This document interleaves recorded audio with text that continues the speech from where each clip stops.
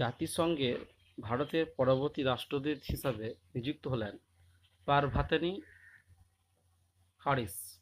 সম্প্রতি ভারত ও মালয়েশিয়া এয়ারফোর্সের মধ্যে পরিচালিত দ্বিপাক্ষিক বিমান মহড়ার নাম হচ্ছে উডারা শক্তি 2024। সংবিধান লঙ্ঘনের অভিযোগে অপসারিত হলেন থাইল্যান্ডের প্রধানমন্ত্রী শ্রীথা থ্যাকিসেন। নেট জিরো কার্বন ইমিশন এয়ারপোর্টের মর্যাদা পাওয়া ভারতের প্রথম বিমানবন্দর হল দিল্লি ইন্দিরা গান্ধী আন্তর্জাতিক বিমানবন্দর। সম্প্রতি 84 বছর বয়সে মারা গেলেন প্রখ্যাত বিজ্ঞানী রামনারায়ণ আগরওয়াল। রামসার সাইটের মর্যাদা পেল মধ্যপ্রদেশের তাওয়া জলাধার। 70 নম্বর ন্যাশনাল ফিল্ম অ্যাওয়ার্ড 2024-এ বেস্ট ফিচার ফিল্ম তকমা পেল